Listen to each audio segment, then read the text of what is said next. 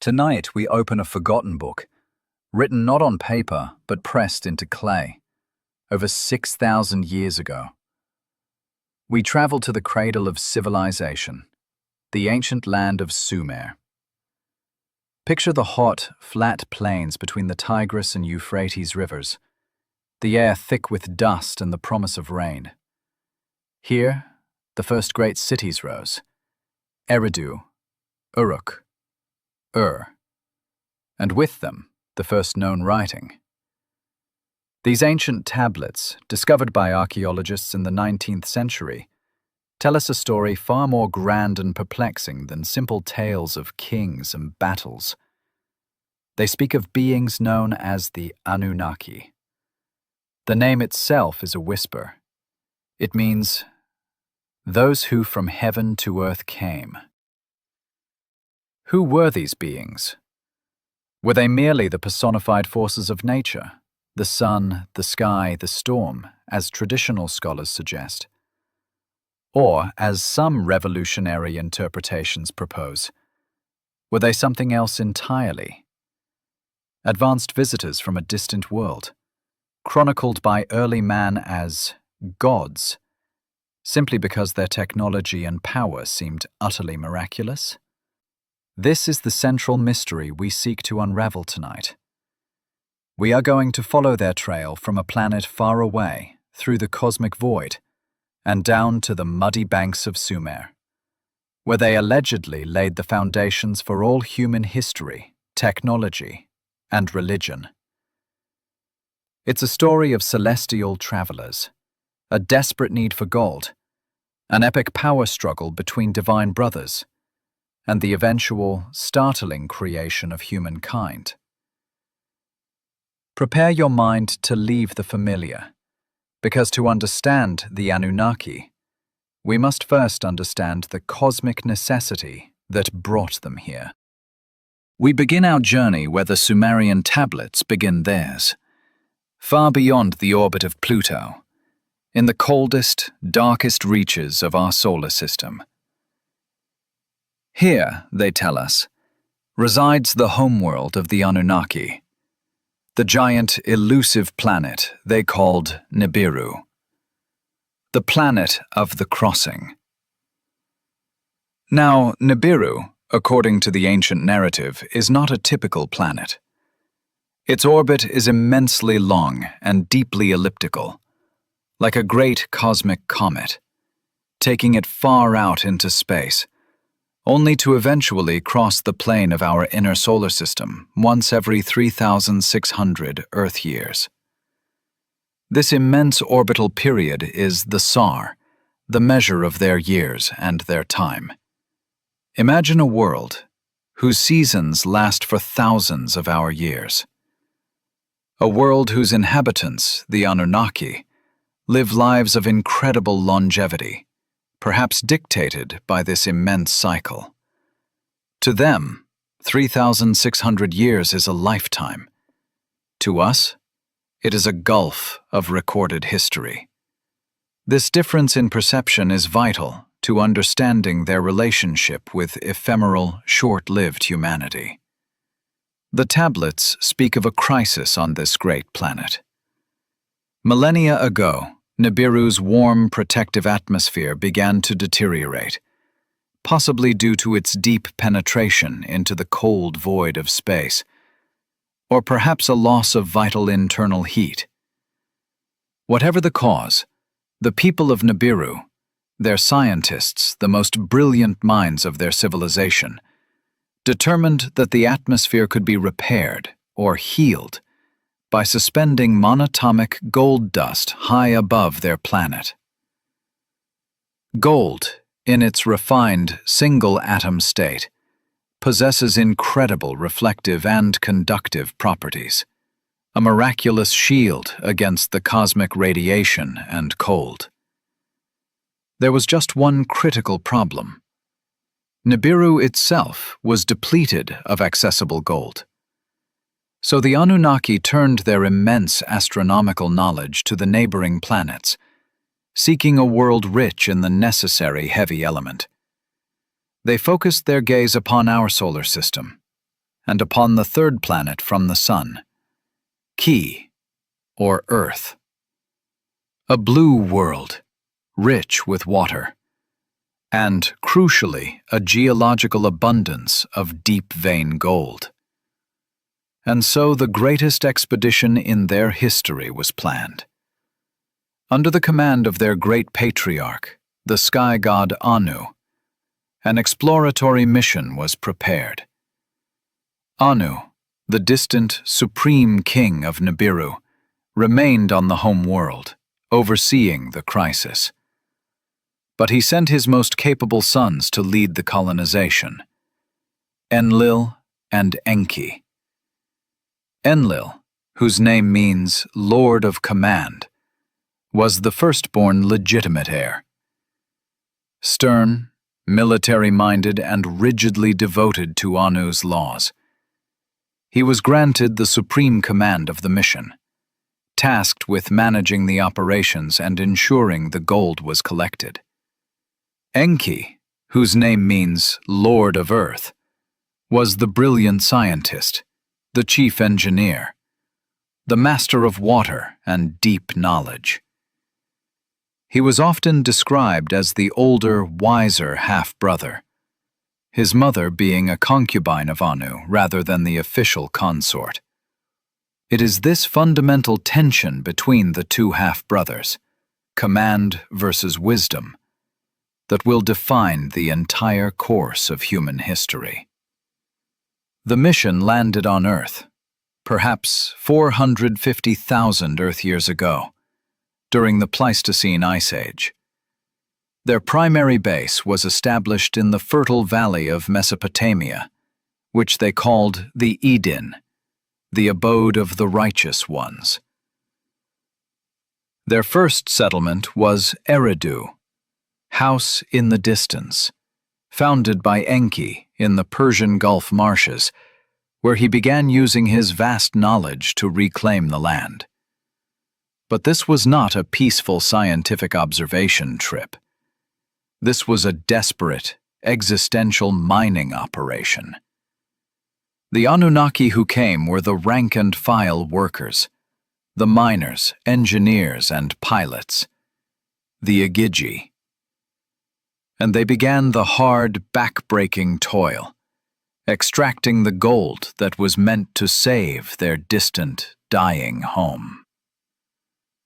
The seeds of conflict, both celestial and terrestrial, were already sown in the mud of Eridu. Now, the true struggle was about to begin. Not against nature, but against the sheer effort of the task. The divine miners, the Igigi, would soon reach their breaking point, demanding an end to the toil of the gods. Let us descend now from the vastness of Nibiru to the muddy hot reality of early Earth, perhaps 445,000 years ago. The Anunnaki had established their foothold, a network of 7 initial settlements that would later be known as the 7 biblical cities before the flood. Their control center was Nippur, the seat of Enlil, the Lord of Command. But the operational heart, the center of knowledge and engineering, was Eridu, the House of the Sweet Water, established by Enki. Enki, the chief scientist, was focused on the source of the gold, the Abzu, the Deep South. This region, believed by some to correspond to modern southern Africa, held the vast untapped reserves. While Enki was tasked with the subterranean work, the other Anunnaki, the young rank-and-file workers known as the Igigi, were toiling in the Eden of Mesopotamia. Their labor was not glamorous. It was grueling, physical, ceaseless effort. They dug irrigation canals through the marshlands, a necessity to sustain their outpost. They built mounds and platforms for their spacecraft to land. These would become the earliest ziggurats, the stairways to heaven. And they initiated the first crude mining operations, dredging the alluvial gold from the rivers and beginning to dig the shallow surface veins. Imagine the scene. Beings of advanced intellect, accustomed to the longer cycles of Nibiru, now confined to the crushing toil of this heavy, wild planet. Day after Earth Day, Sar after Sar, the labor continued. The climate was harsh, the dangers were manifold, and the reward, a precious, dust-like substance to be refined and sent back into the void, seemed ever more distant and abstract. The strain was felt most acutely by the Igigi, the younger gods, the ones doing the literal heavy lifting. Their purpose was noble, to save their civilization, but their existence had been reduced to the unending, rhythmic swing of the pickaxe and the endless hauling of heavy loads.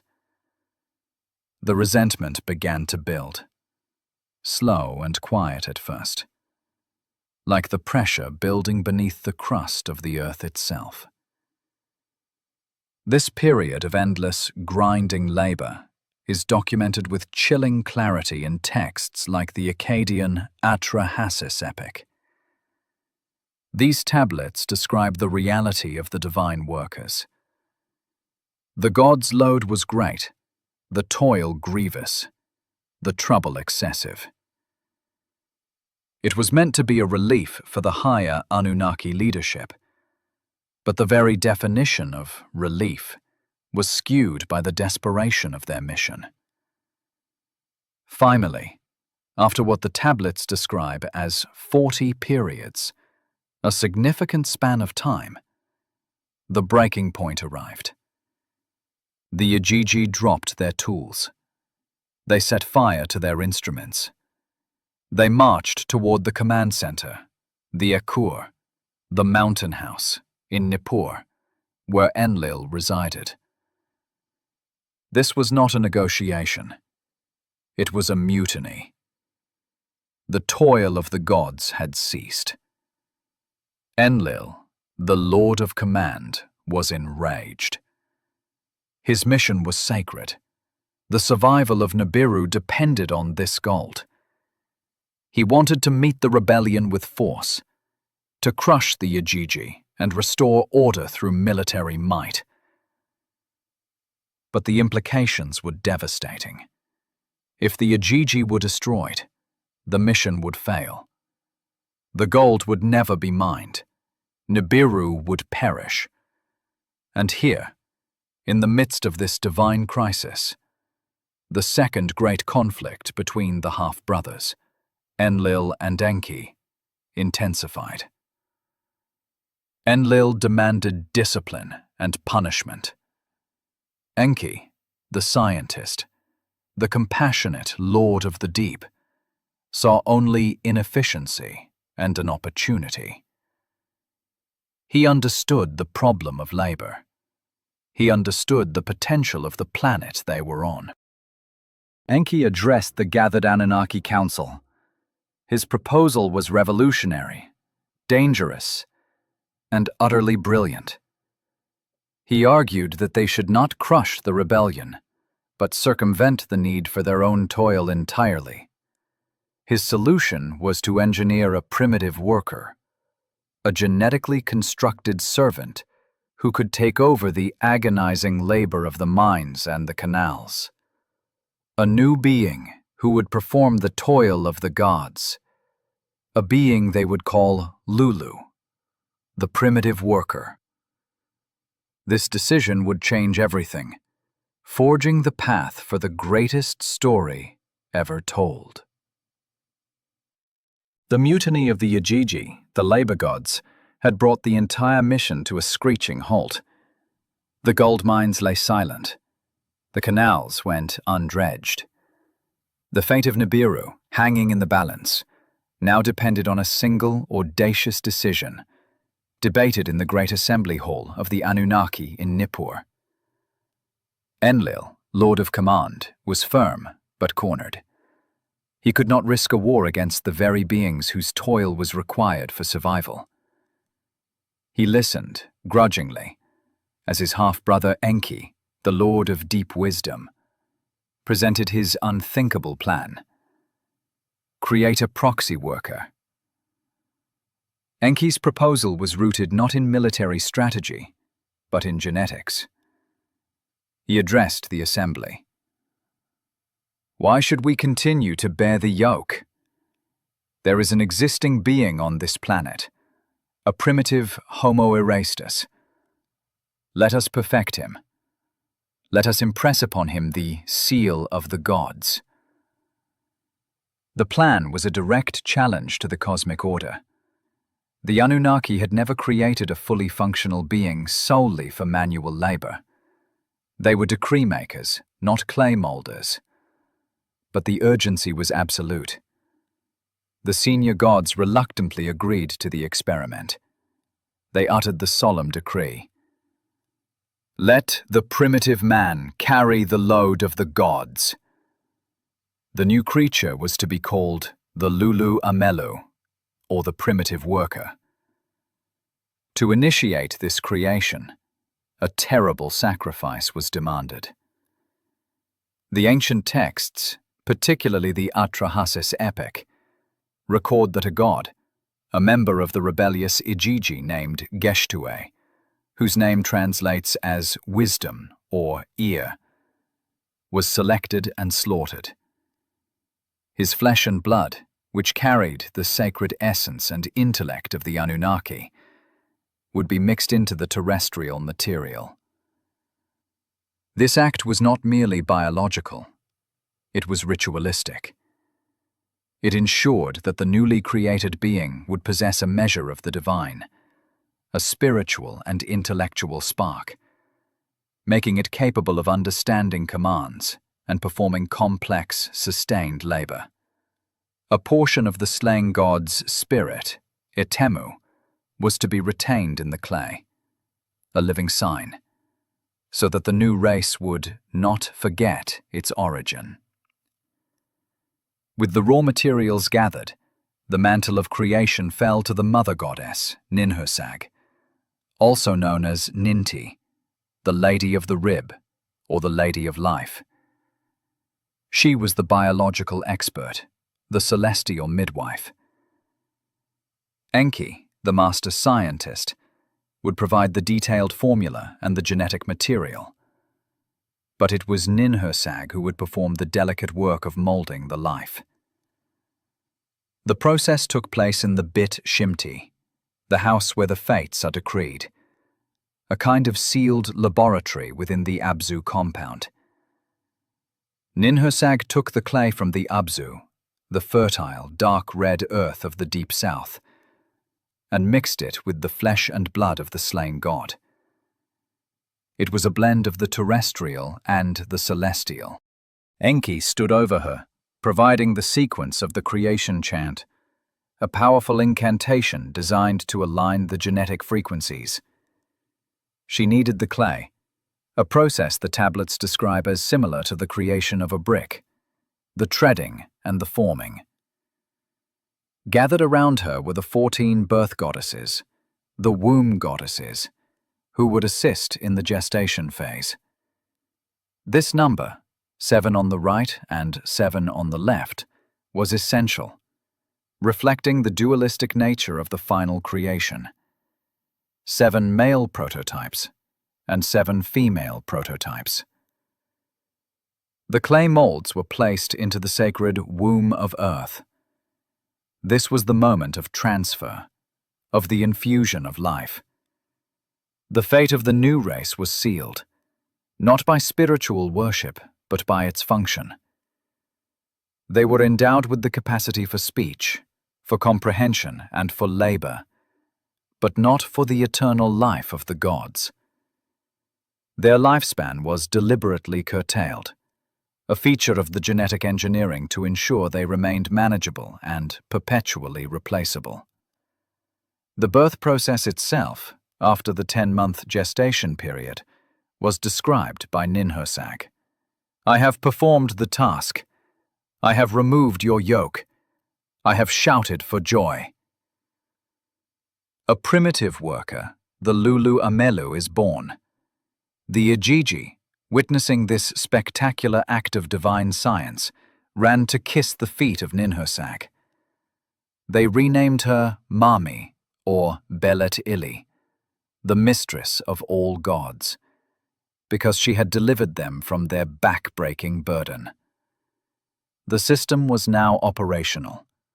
The gods had their servants. The initial result was perfect for the Anunnaki's needs. The Lulu Amelu worked tirelessly. They dug the watercourses. They hauled the heavy ore from the deep shafts. The flow of gold resumed. The survival mechanism of Nibiru was back in motion, and the gods were free from their grievous toil. But a new, unforeseen variable had been introduced to the closed system of Earth: uncontrolled growth. The primitive worker proved to be remarkably fertile. The injunction of the Anunnaki that they should multiply to sustain the workforce was taken too far. In the words of the ancient lament, the land became too wide, the people too numerous. The country was as noisy as a bellowing bull. After what the texts estimate to be 1,200 years, the sheer racket of the growing human population, the constant clamor of their lives and their labor, began to ascend to the divine dwellings. Enlil, the chief executive, the one burdened with maintaining order on Earth, was losing sleep over the incessant noise. His patience snapped. The solution Enki had provided was now a new, deafening problem. He called the assembly again. He declared that humanity, their experiment, had become a plague. He proposed a series of increasingly devastating measures: drought, pestilence, and finally, a great deluge, to silence the earth once and for all. And this time, he would ensure that Enki, the scientist who had become the protector of his creation, could not interfere. The first great catastrophe was decreed, leading directly to the ultimate divine showdown. The great social experiment of the Anunnaki, the creation of the primitive worker, had entered its second perilous phase. The perfect worker was now a perfect problem. Enlil, the Lord of the Command, could no longer tolerate the clamor of a civilization that had fulfilled its mandate for labor, but had, in its success, become a blight. The assembly of the gods was convened, its mood heavy with finality. Enlil presented his case. The population was a destructive, noisy force, a disruption to the divine peace. The solution was drastic: a total annihilation of humanity. The decree was not born of malice, but of the cold logic of command. Enlil proposed to use the next predicted close pass of Nibiru, a cosmic event that would unleash unprecedented tidal and seismic forces, to wipe the slate clean. But Enlil knew the greatest threat to his plan was his own brother, Enki, the creator and patron of mankind. To prevent Enki from interfering again, Enlil demanded a solemn vow from every Anunnaki god present, an oath of absolute secrecy and non-interference regarding the impending catastrophe. The elder gods, Anu, Enlil, and Ninurta, swore the oath. The word of the plan was sealed in a divine compact, punishable by death. For Enlil, the matter was settled. The judgment was decreed. Humanity was to perish. But Enki, the master geneticist and god of the deep Abzu, could not stand by. He had imbued humanity with a piece of the divine spark, Geshtue's spirit. To destroy them was to destroy a part of his own genius. Bound by the oath of silence, he could not speak to humanity, but he found a way to speak around it.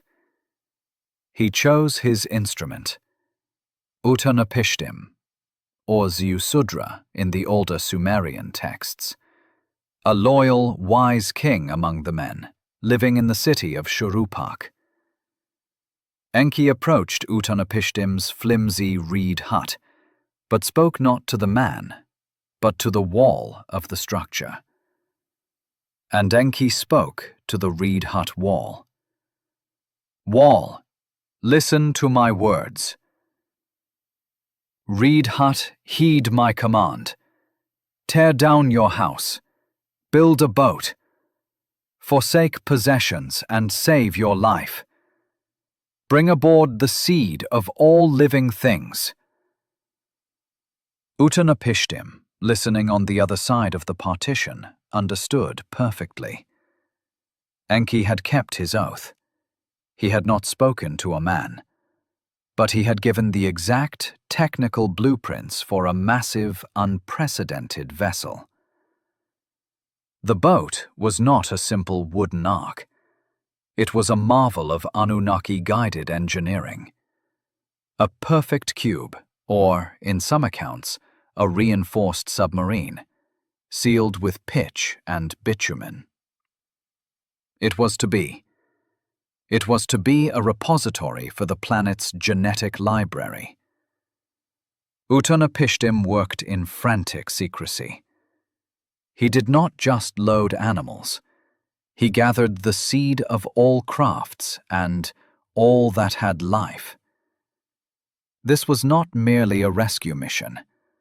It was a preservation of the genetic record of the planet, ensuring that the work of Enki and Ninhursag would not be lost. The Sumerian texts describe Utanapishtim bringing aboard all his family, the master craftsmen of the city, and the cattle of the field and the wild beasts. The survival of the few was intertwined with the knowledge and the bloodline necessary for a future re-civilization. The appointed time arrived. The celestial object, Nibiru, began its gravitational approach. The Anunnaki themselves, now gathered in their orbital spacecraft, watched in awe and horror from a safe distance. The Earth began to tear apart. The tablets describe the coming of the storm with vivid, terrifying detail. The storm from the south came on, its power overwhelming. The dam of heaven burst. The very foundations of the earth were shattered. The Agigi, who had demanded the creation of humanity to save them from toil, now huddled in the sky, weeping like children, realizing the terrifying gravity of the celestial forces they had unleashed. The chaos below was reflected in the skies above. The storm was so furious, so utterly destructive, that even the senior Anunnaki gods were terrified. Ishtar/Inanna screamed, lamenting the destruction of her little ones, the beautiful race she had seen blossom. Ninhursag, the mother goddess, struck her own breast in anguish.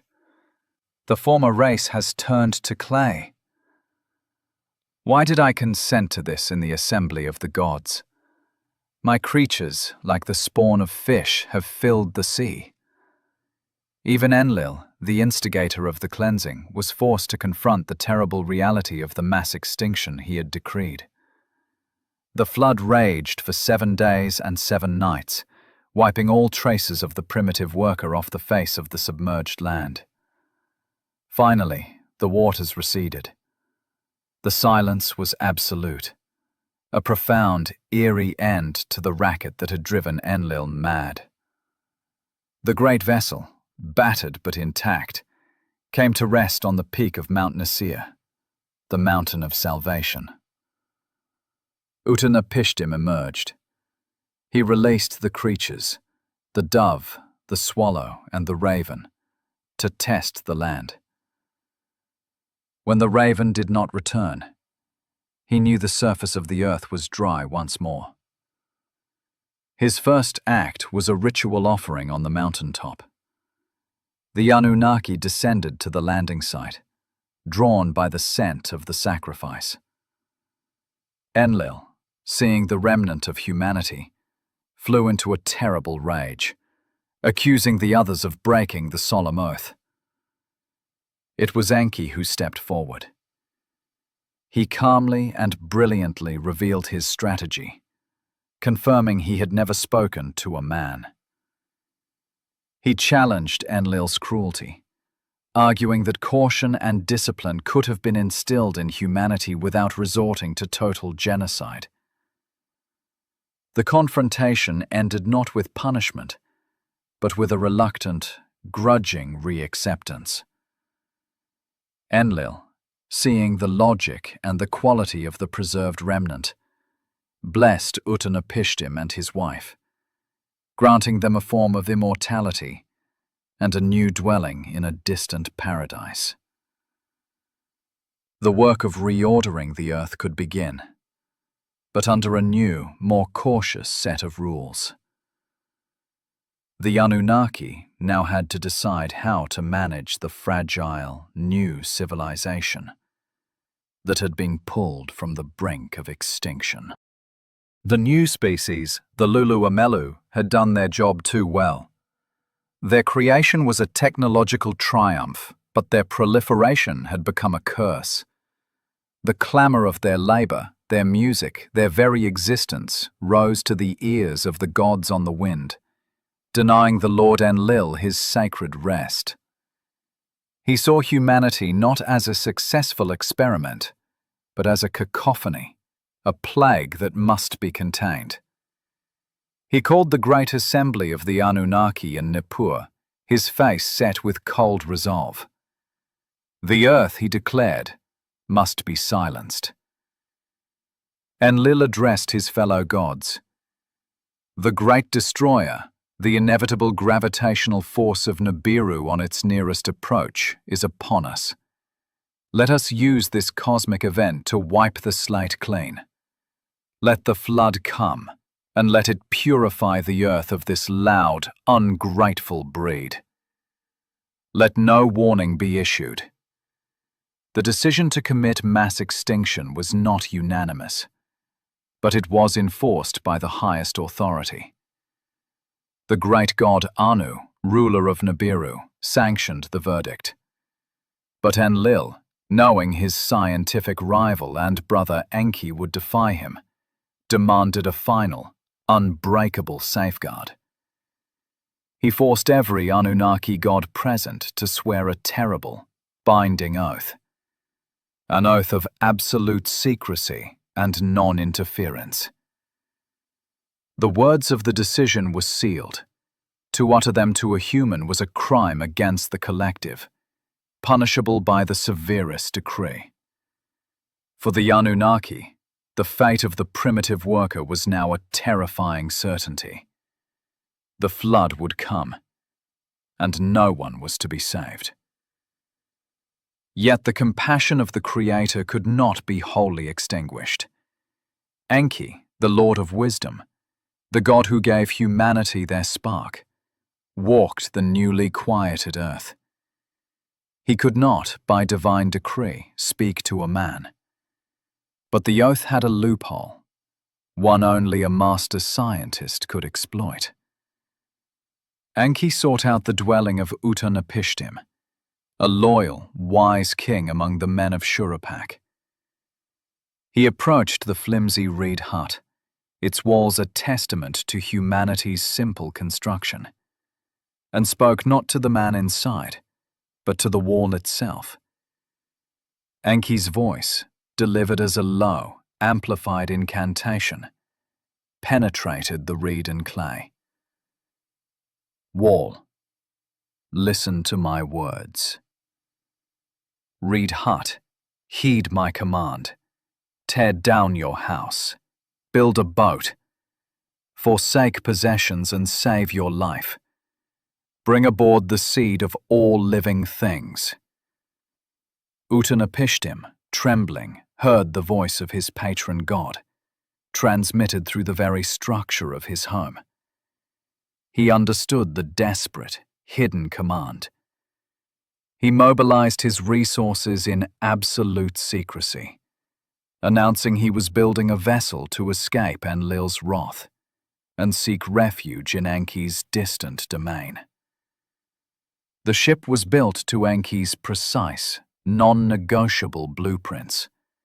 A massive, 7-decked cube, reinforced with bitumen and pitch, designed not merely to float, but to survive the catastrophic pressures of a world-ending event. It was not an ark of simple timber. It was a sealed, genetic vault. Utnapishtim loaded the vessel not just with his family, but with the seeds of all crafts, the knowledge required to rebuild civilization, and the seed of all living things, the genetic library of Earth, a final defiance against mass extinction.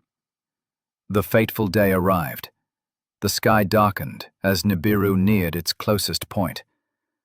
The immense gravitational pull of the Anunnaki's homeworld fractured Earth's fragile balance. The cosmic dam broke. The ancient texts record the terrifying beginning. The floodgates of heaven were opened. The pillars of the earth were shattered. The storm from the south came on, its power overwhelming. The Anunnaki themselves, safely watching from their orbital craft, were struck with terror. The immense, destructive force of their own planet had been harnessed for genocide, and the magnitude of the consequence was paralyzing. The very gods who decreed the destruction were engulfed in remorse. The mother goddess, Ninhursag, who had molded humanity from clay, tore at her headdress, weeping uncontrollably.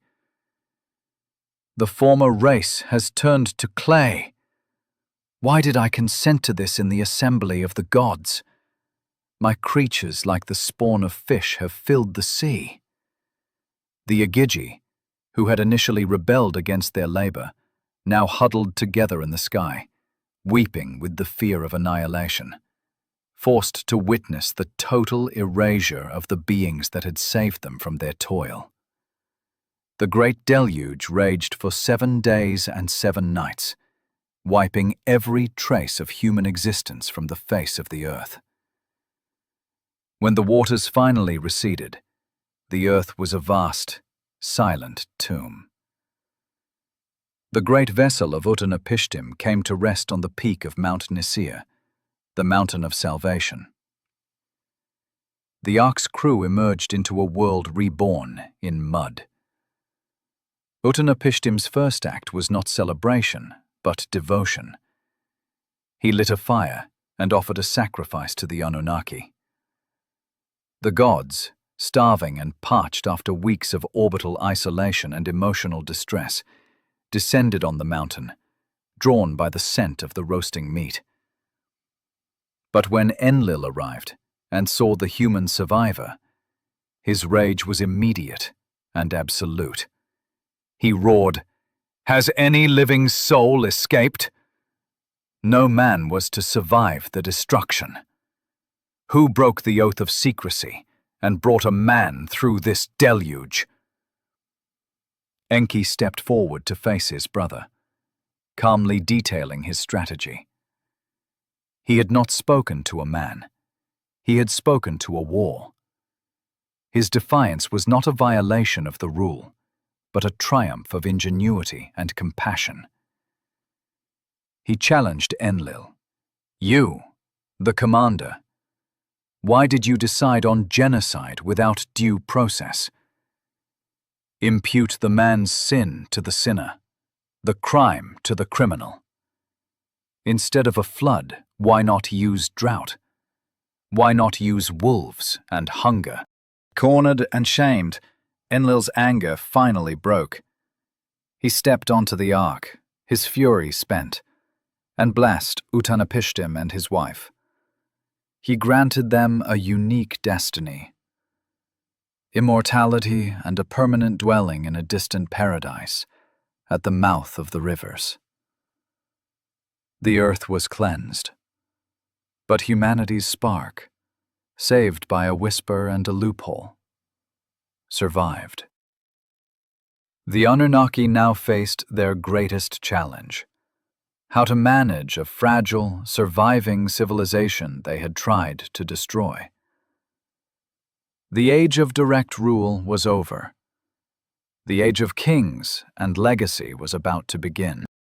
The waters of the deluge had receded, but the world was irrevocably changed. The vast fertile lowlands of the Abzu were choked with mud, the old settlements destroyed. The Anunnaki looked upon their ravaged earth and knew that the system of direct, constant supervision had failed.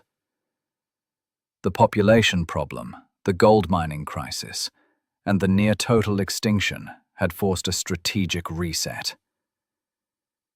The great assembly of the gods convened again, this time with a new mandate: to rebuild, but not to rule.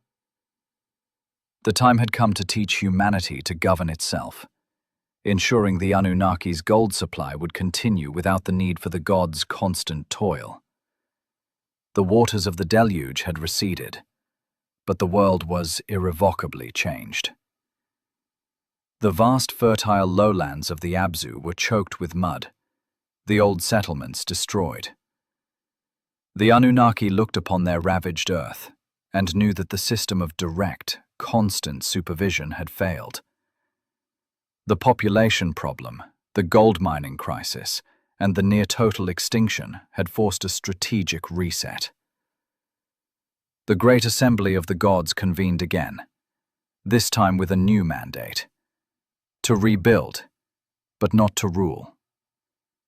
The time had come to teach humanity to govern itself, ensuring the Anunnaki's gold supply would continue without the need for the gods' constant toil.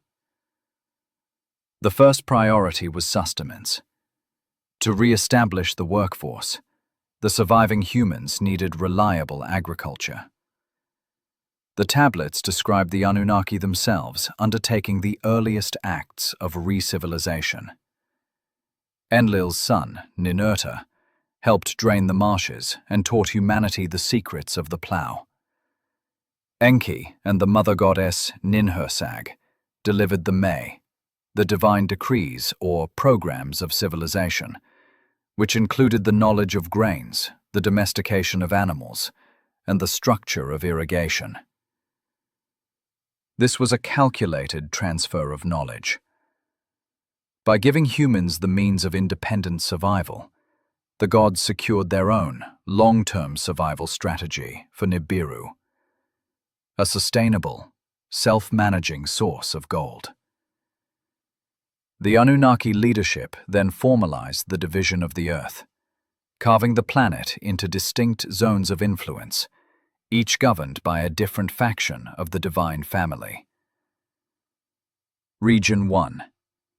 The Lower Mesopotamia, the heartland of Sumer, including the old settlements. This was granted to Enlil and his clan, overseeing the spiritual and moral destiny of man. Region 2. The Upper Lands, the valleys, mountains, and the newly cleansed Mediterranean coast, given to Enki and his lineage, establishing new centers of learning and technological advancement. Region 3. The Nile Valley, a fertile, separate domain, later to become ancient Egypt. This was entrusted to the hands of Thoth/Ningish-Zida, Enki's son, becoming a specialized domain of astronomical knowledge and monument building. Region 4. The Indus Valley, the final, eastern frontier, developed for trade and resources. This division was strategic.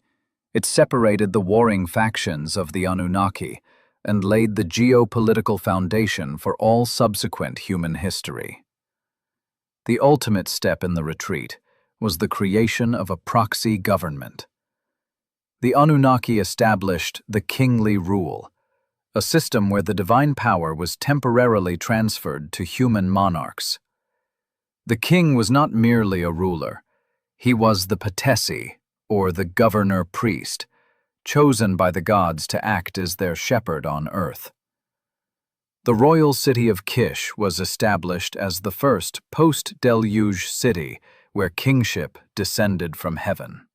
The Anunnaki gave the humans elaborate rituals, the construction of massive ziggurats, temples that doubled as astronomical observatories and potential landing platforms, and the intricate laws of the land. Human governance was born not from evolution, but from intentional, divine transfer. The gods were moving to the background, becoming distant deities rather than next-door neighbors. As the Anunnaki prepared for their final withdrawal, the political stage was set for a final, explosive power struggle among the gods themselves. The goddess Inanna, granddaughter of Enlil and Enki, the goddess of love and war, grew impatient with the slow, controlled pace of Enlil's rebuilding.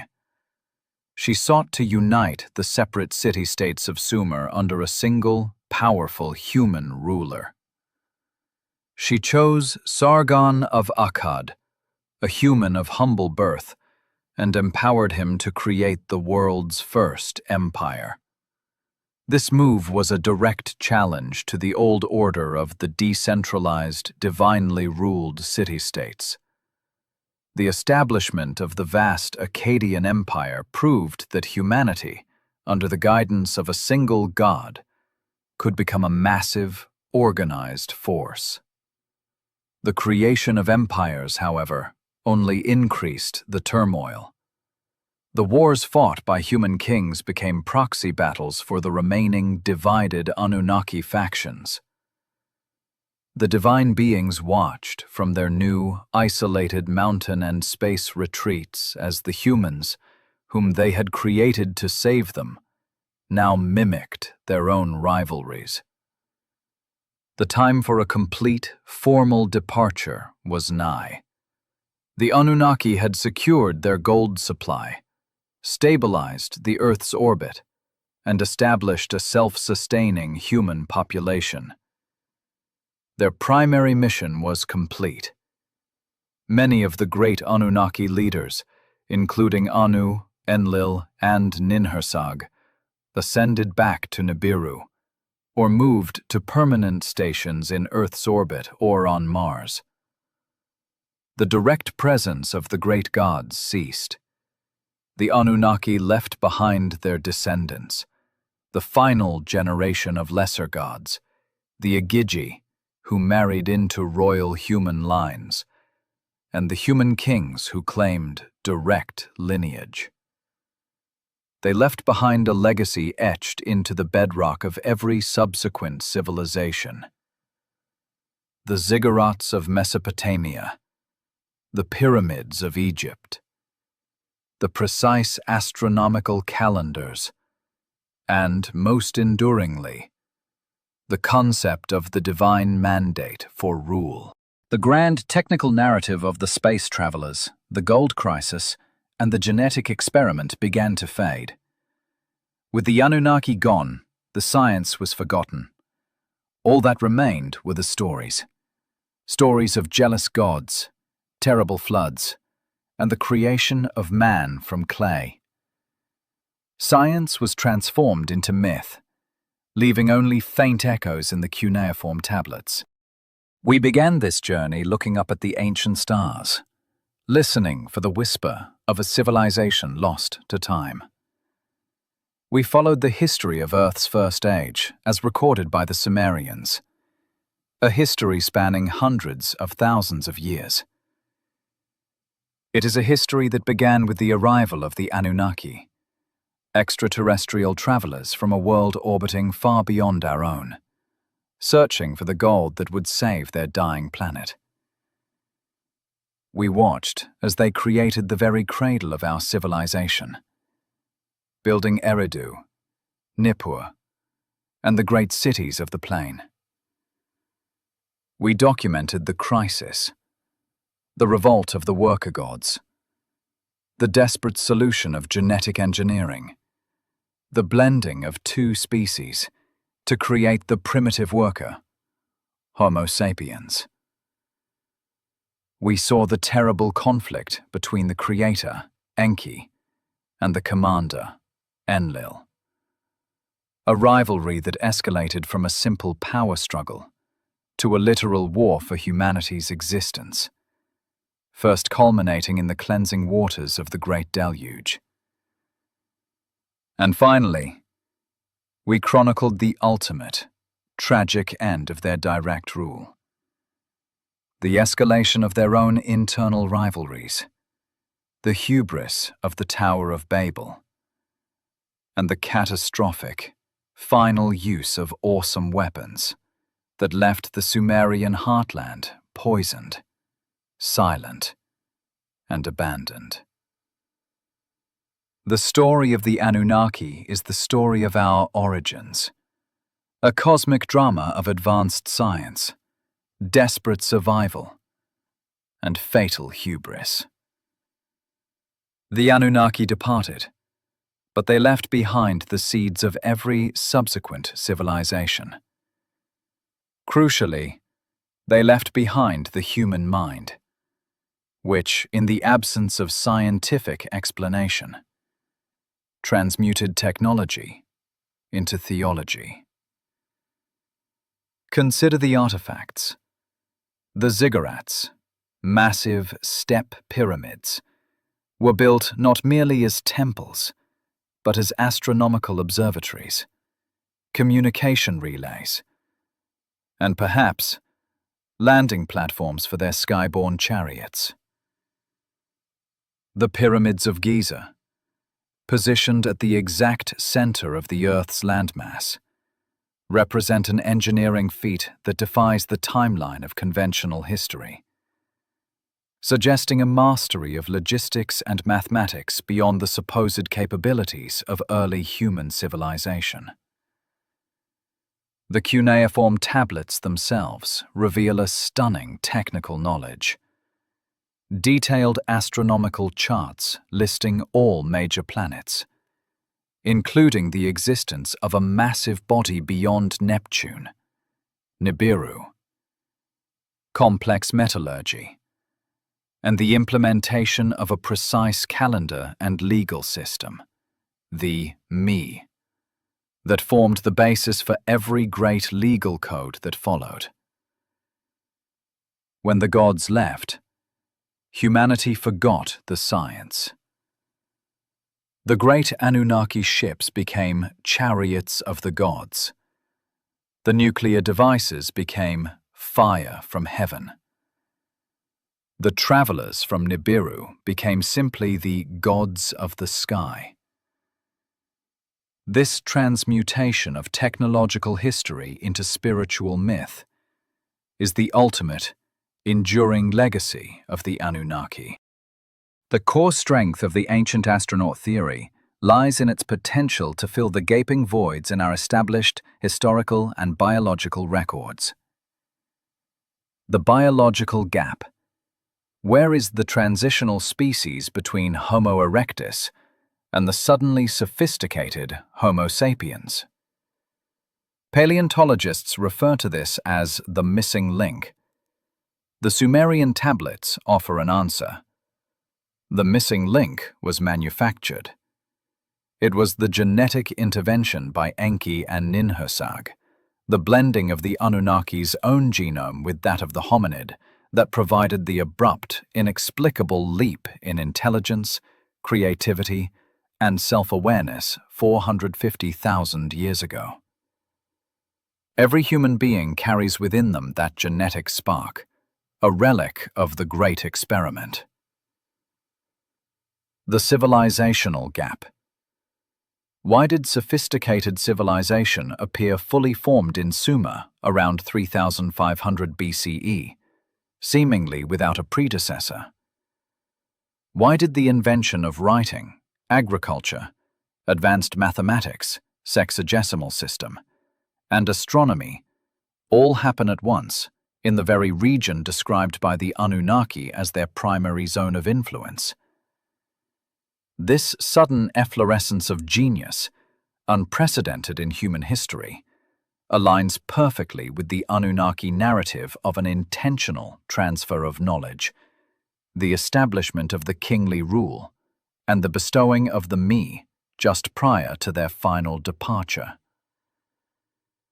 The Anunnaki narrative is not confined to the Sumerian dust. It is woven into the sacred texts of subsequent cultures, providing a potential common source for universal religious archetypes. The Great Flood is the most obvious example. Found in the Sumerian epic of Utanapishtim, the Akkadian epic of Atrahasis, and the biblical story of Noah, the accounts are strikingly similar. A wicked humanity, a council of gods, a divine warning, and a vessel built to preserve the seed of life. If these are not historical records of a single global catastrophe, then they are an extraordinary global coincidence. The rivalry between Enlil and Enki finds its echo in the dichotomy of later deities. The jealous, wrathful God of the Old Testament, associated with the Enlilite focus on strict law, and the more forgiving, knowledgeable figures found in Gnostic and mythological traditions, aligned with Enki, the bringer of forbidden knowledge. Even the concept of a paradise garden where the Adamu, man, was created, before being cast out by a jealous commander, closely mirrors the events in the tablets. The Tower of Babel itself, described in the Bible, is arguably the most powerful warning against human technological hubris. It records the intervention of a supreme force to shatter a unified human civilization that was building a stairway to heaven. The very same challenge posed by Marduk's launch tower to the Anunnaki's monopoly on space travel. The Anunnaki left, but the tablets carry an implicit threat. They will return. Their homeworld, Nibiru, a body whose existence is hinted at by gravitational anomalies in the outer solar system and whose orbit dictates the cycle of the Anunnaki's arrival, is the key to their prophecy. The cycle of the Anunnaki's visits aligns with their gold mission and the necessity of repairing their atmosphere. If the tablets are a scientific history, then their prophecy is simply a predictable astronomical event. The final departure of the Anunnaki was only temporary, contingent upon the return of their home planet to the inner solar system. This possibility, that the gods are merely advanced travelers on a cyclical, predictable orbit, is the ultimate convergence of ancient myth and modern scientific speculation. It transforms the question of who are we into the question of when will they return? The journey through this deep history teaches us one undeniable lesson. Humanity was created for a purpose: to serve the needs of a volatile, powerful, and technologically advanced parent race. We inherited their ingenuity, but also their capacity for self-destruction. The two great catastrophes of the Sumerian age, the Deluge and the nuclear fire, were products of the gods' own internal war. As we enter our own complex era of genetic manipulation, space exploration, and nuclear potential, the ancient history of the Anunnaki serves as a profound warning. We are, in effect, the Lulu-Amelu who inherited the awesome weapons. Our destiny is to prove that we, the created, can manage the power that ultimately destroyed our Creator's civilization on Earth. The tablets lie open. The sky waits. The question is no longer whether we are alone, but whether we are ready for the history that is yet to unfold.